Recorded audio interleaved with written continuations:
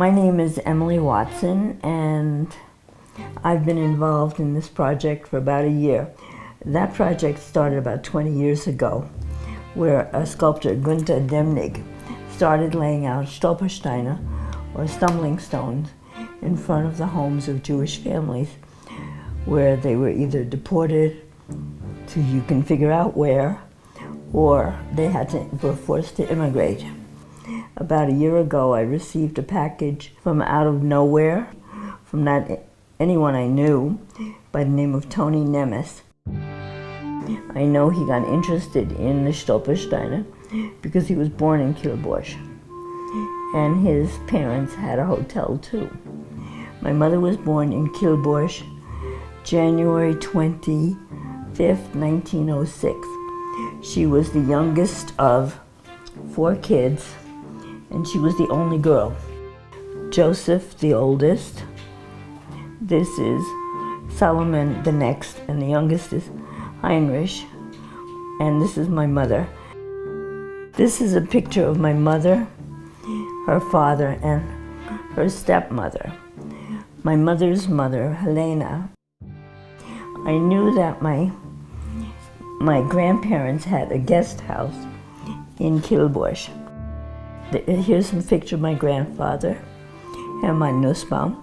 Here's a picture of my grandmother, Helena Nussbaum, and we think it's Heinrich or Heini hanging out the window with her. Kilbosch is situated in the southwest corner. The nearest big city is Trier and Cologne or Köln. Kilbosch was a spa town. The Kaiser used to come there. And this was the hotel that was very fancy. And he would stay there. And there was a tour book that Tony discovered from 1928 that listed my grandparents' guest house, that listed the Jewish synagogue. It was pretty open.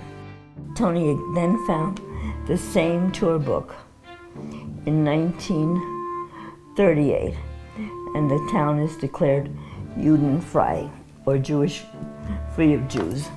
There is no mention of my grandparents' guest house, no mention of the synagogue. Well, the Nazis did their work there. My mother was the youngest and the only child, and she was expected to stay home and stay in Germany and take care of the guest house. But she just must have had the foresight to realize that things were not looking good. And she left Kilbosch, I would say in 37, 36, and went to work in Trier as a nanny, and from there got her visa. Her cousin Laura was here already, and she got my mother out. She came over on a ship called the Königstein, and she came out in October 38. I'm sure that was very disruptive to the family because she was the first to leave. The stories I have were very limited. She didn't talk about it much. She lived very much in the present. She did not want to talk about deceased family members. She did not know where her father and stepmother were killed. I believe it was Theresen. I think most of the people in my family were taken to Theresen or Auschwitz and killed the day they got there. My father, my mother, and I went back to Germany in '65. I was 18. I got to see the house. We were invited inside. My mother said that the people who bought the house actually hid my grandparents for a while. This is a picture of the path down to the cemetery. Tony did somehow find way in the back the marker for Helena Nussbaum. All of the tombstones had been knocked down, and this was the only marker that was left. We went to eat in the hotel. I remember my mother saying that she never dreamt that she would eat here, that it was so far beyond her means. When we were walking into the hotel, I remembered someone staring at my mother. And this woman comes up to my mother and says, Bist du nicht Nussbaum's Regina? Aren't you Regina, which was her nickname, the daughter of the Nussbaum?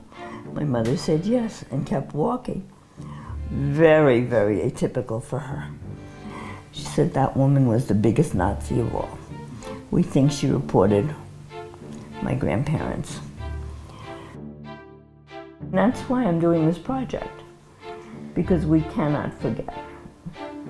We live in a time where any kind of phobia you want to talk about, any kind of ism you want to talk about is out there. And it's very scary. And I think it's very important.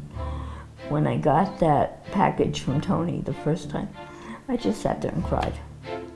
Now we go through it. I'm less emotionally labile about it.